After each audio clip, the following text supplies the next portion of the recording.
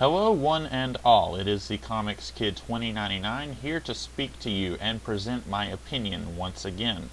Recently, George Lucas seemingly accidentally mentioned that Harrison Ford, Mark Hamill, and Carrie Fisher would all be returning to their original roles as Han Solo, Luke Skywalker, and Princess Leia, respectively. I'm not really sure how much of an accident this was. Apparently, Lucas almost immediately tried to take it back and say, well, I'm not sure if they'll still be confirmed or not. This was just something that was being negotiated before the Disney deal all went down. But for all I know, this was all some calculated assault against the media and against us, the fans. Since George Lucas likes to change his story every few years about how much of the Star Wars saga he had planned out and how much he just made up on the fly, I don't know if we can trust that this was a mere air quotes accident that he announced this. So far as I'm concerned, this was all intentional. But wait a minute. While everyone and their mom are having reactions to this, I thought this was all confirmed months ago. Like, I saw updates on my newsfeed on Facebook, and I saw tweets that were coming right out and saying that, well, Harrison Ford says that he's down, Mark Hamill wouldn't say no, etc. So I guess people are now thinking it's official, but I always thought it was official, even before Lucas announced this. So what are my thoughts? Well, you might not necessarily know from my history as a YouTuber, considering that I've only done 2 videos on Star Wars, but I am a pretty big fan of Star Wars, specifically the original trilogy. I have read a few Star Wars comics, but all of them deal with characters and elements from the movies, and therefore don't really add anything new, since you get this feeling that anybody who worked on these comics were trapped in a box where they couldn't advance characters or stories or add new stories because any advancement with, say, Luke Skywalker has to happen in the movies, or since these comics came out at least a decade and a half after the Return of the Jedi, they already happened in the movies. So while the comics I did read were somewhat enjoyable to certain degrees, I am mainly a film guy, specifically the original 3 films. Not to belabor the point too hard, but I really didn't like the prequel films, although you could maybe expect some thoughts from me about the prequels in a couple of months, hint hint. So that brings us to the seeming confirmation that the 3 main characters from the original 3 Star Wars films will have some kind of involvement in the next Star Wars film. What do I think? Well, I don't really like this, but I've heard some reactions to this that are much more extreme than my own.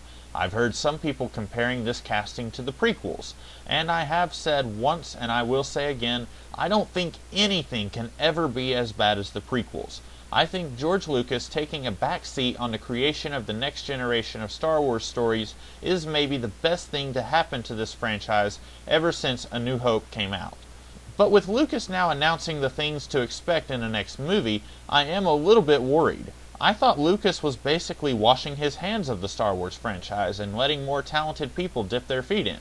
If he is party to knowledge like who will be showing up in the film, then what if he is even more involved than what we all expected when he announced that he was selling Star Wars to Disney?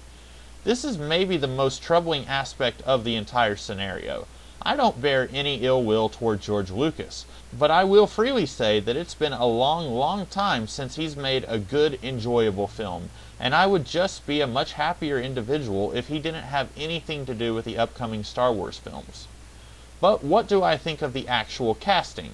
Well, I don't really like the idea of the Solos and Luke Skywalker in their 60s and 70s gallivanting around the galaxy.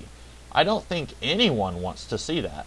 And before I proceed any further, I do think maybe, and this is a huge maybe, if we had gotten Star Wars 7 about 10 or 15 years after Return of the Jedi, then I think we'd have been fine. The principal characters would have been older, yes, but we could still buy them as not being air quotes too old. But I don't think waiting 30 years after Return of the Jedi and then trying to bring back these characters is a very good idea. And you might say, well, just because they're too old doesn't mean that they're out of the fight just yet. Look at the really ancient old people like Clint Eastwood and Michael Caine in films like Gran Torino or Harry Brown. They kicked all kinds of butt in those movies, and they're old enough to be Mark Hamill's father or something. Well, yeah, But even those really awesome guys are shells of who they were in the 1970s when they try to be action stars again. And I'm pretty sure it's safe to say that Star Wars is held in much higher esteem than films like Dirty Harry or the original Italian Job. At least that's true for me. So I think it's safe to say that we don't need to see or hear Han Solo saying, "I'm too old for this noise coming from the Millennium Falcon's hyperdrive." In the same way that seeing Anakin Skywalker as a whiny petulant brat or Yoda as a swordmaster in the prequels impacts how you look at those characters in the original trilogy, seeing Han Solo walking with a cane and bouncing a grandkid on his knee will influence how I look at the characters in the original films. And I don't want that any more than what I've already had with the prequels doing that. But Comics Kid, you may say, we don't know to what extent the Solos and Luke will even be in the film. Maybe they will be about as important as Obi-Wan was in The New Hope. They're there to get the ball rolling and bring the attention of the plot to the actual protagonist and then disappear from the film, either by dying or by going back to the Demented Hills retirement home on Hoth. And sure, it's unlikely that Han Solo and Luke Skywalker are going to be heavily featured in the film. It's very likely, with their being officially announced, that their offspring are going to be the main dudes in this movie. So, according to Wikipedia, if this line of thinking is true, then we'll be seeing a whole lot of Jaina, Jason, and Anakin Solo, and Ben Skywalker. And I should reiterate, I know nothing about any of these characters. So for some old-fashioned schmo like myself, who knows nothing about the expanded universe, if this film is going to be following the next generation of the Skywalker legacy, then it would make sense to start the film off with characters we do know. Everyone in the universe knows who Han Solo and Luke Skywalker is. So show us those guys about 30 years after the events of Return of the Jedi, and then we can be familiarizing ourselves with these kids we don't know, while the older folks we do know are slowly being phased out of the film. So that by the time we aren't watching Han and Luke play bingo, we'll be more comfortable with these kids who we don't know, and we'll be ready to go follow them on some crusade. This is not how I would have done it, but I'm not working for Disney, so it's understandable that Disney is not following what I would do in Episode 7. And I guess if you look at the Star Wars movies we have had, there were 3 films dealing with Anakin Skywalker, then we had a 20-something year jump, and then 3 films dealing with Luke Skywalker and his generation of friends.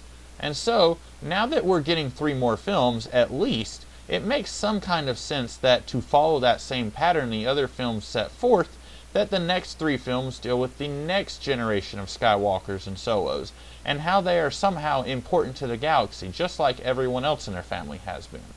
But here's what I wish we would get in a Star Wars 7. New characters, entirely unrelated to the Skywalker family, fighting some evil menace and saving the day. A fun, mostly light-hearted tone in a space adventure film. When A New Hope started, we didn't have this 15-person family tree that this saga was all about. We didn't even have a saga. It was just one film about the struggles of one guy who winds up becoming important in saving the lives of countless planets in his destruction of the Death Star.